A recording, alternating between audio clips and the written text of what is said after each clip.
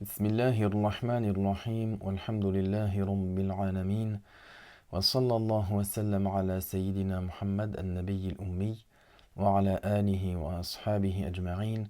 اللهم علمنا ما ينفعنا وانفعنا بما علمتنا وزدنا علما نافعا يا كريم. أما بعد فنكمل في دروسنا من كتاب مختصر القدوري للإمام أبي الحسين أحمد بن محمد القدوري rahimahullah ta'ala. Nous continuons dans notre cours du Mukhtasar al-Quduri du Cheikh Abul Hussein Ahmad ibn Muhammad, connu sous le nom de al-Quduri, rahimahullah ta'ala. فوصلنا إلى باب الإقالة. Nous sommes arrivés dans le chapitre appelé al-Iqala, lorsqu'il y a une annulation négocier du contrat de vente. C'est-à-dire que lorsque l'on a parlé dans les premiers cours du chapitre des ventes, nous avons mentionné que il n'y a pas, selon l'école hanafite, le choix de la séance. C'est-à-dire dès lors que la personne, le vendeur a dit « je te vends ce livre à 30 € par exemple » et l'acheteur il a dit « j'achète », le contrat a eu lieu, le contrat est établi. Il n'y a pas, même s'ils sont toujours dans la même séance, il n'y a pas un choix suite à la séance. Mais il peut y avoir cette iqala, cette annulation qui est négociée, c'est-à-dire qui est acceptée d'une part et d'autre. فقال الشيخ رحمه الله الإقالة جائز في البيع. L'auteur al-Quduri rahimahullah mentionne que al-Iqala, cette annulation qui est négociée du contrat de vente, elle est valable dans la vente. فقال في البيع هنا لأن لا يوجد إقالة في الطلاق مثلا أو الإيتاق.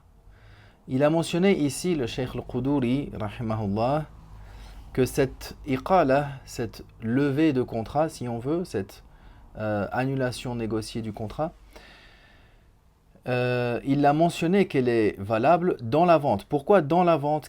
Parce que dans le chapitre, dans la question du divorce, ça ne marche pas, ni non plus dans le chapitre de l'affranchissement. الإقالة جائز في البيع للبائع والمشتري بمثل الثمن الأول. Cette iqala, cette levée de contrat, cette annulation négociée de contrat, est valable dans la vente, que cela soit de la part du vendeur, que cela soit de la part de l'acheteur, mais avec, c'est-à-dire au prix, d'un prix équivalent au premier prix qui a été fixé. فإن شرط أقل منه أو أكثر فالشرط باطل ويرد مثل الثمن الأول. Si celui qui fait al-iqala, il conditionne moins que le premier prix qui a été fait lors du contrat, ou il conditionne plus que cela, alors cette condition est caduque. Cette condition est caduque. La levée de contrat, l'annulation négociée du contrat est valable, mais la condition tombe. Et il lui rendra le premier prix que l'on a mentionné. وهي فسخ في حق المتعاقدين بيع جديد في حق غيرهما في قول أبي حنيفة رحمه الله.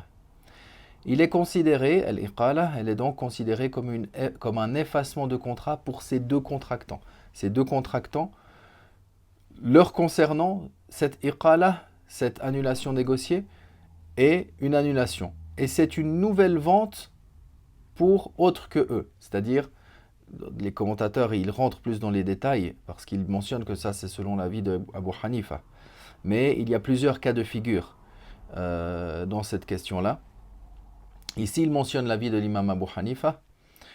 Et dans les livres commentés de Al-Quduri, tels que dans le livre Al-Lubab, alors il est expliqué, il y a plusieurs cas de figure qui y sont mentionnés. Et qui se rapportent également à d'autres sortes de contrats tels que Ash-Shufa.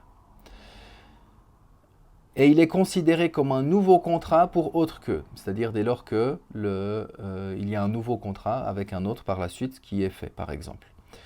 وهلاك الثمن لا يمنع صحة الإقالة. Si le prix, c'est-à-dire avec ce quoi on a payé, il a été détruit, par exemple, il dit je te vends ce livre à 30 euros, il a pris le livre, il a donné les 30 euros. Si par la suite il y a eu la perte, la destruction de ces 30 euros, ça n'empêche pas l'annulation de l'iqala, de cet effacement, de cette annulation de contrat négocié. وقال وهلاك المبيع يمنع منها. En revanche, la perte, la destruction de l'objet, du livre par exemple, ou s'il avait acheté une brebis, ou ce qui est pareil, alors cela empêche l'annulation du contrat. L'annulation qui est donc négociée ici. C'est pour cela que dans notre école, si la marchandise a été perdue, a été détruite avant la réception, alors la vente est annulée. En revanche, si c'est le prix qui a été perdu avant la réception, la prise de possession, alors la vente reste valable. Pourquoi? On le verra notamment dans le cours suivant que le prix, il n'est pas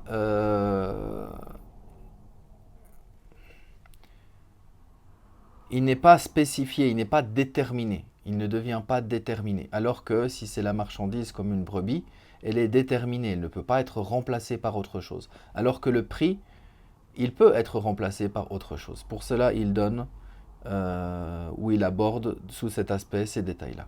ثم قال باب المرابحة والتولية. Puis il aborde un nouveau chapitre concernant al-murabaha et al-tawliya, qui sont la vente avec un profit ou la vente sans profit. Walhamdulillah, wa sallallahu wa sallam ala rasulillah.